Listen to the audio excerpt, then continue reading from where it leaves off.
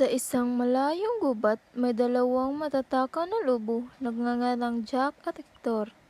Magkasundo naman sila pero sa pagdating sa pagkain, lagi silang nag-aaway. Napansin ni Hector ang kambing na sa likod ng puno. Uye, dyan ka na lang sa mansanas mo, Jack. Meron na akong masarap na pagkain. Dahan-dahan nilapitan ni Hector at ni Jack sa kabila ng puno. Ang inosenteng kambing, walang kamalay-malay sa lahat, ay abala sa pagkain ng damo naman sa magkabilang panig ay sabay na sumugod sa kambing. Ngunit tumalo ng batang kambing paakyat sa puno ng mansanas. Kaya nagkauntugan ng dalawang lobo. Kambing na kumakain ng mansanas ay walang pakialam sa mga lobo.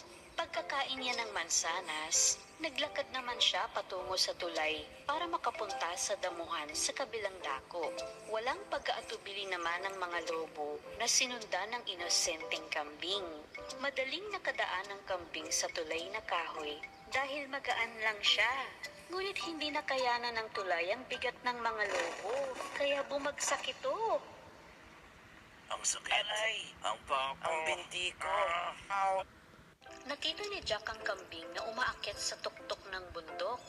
Ang tumakbo si Jack at sumunod si Hector Maliliit na bato na nilalakaran ng kambing ay nahulog kay Jack na wala tuloy ng balanse si Jack at nahulog kay Hector.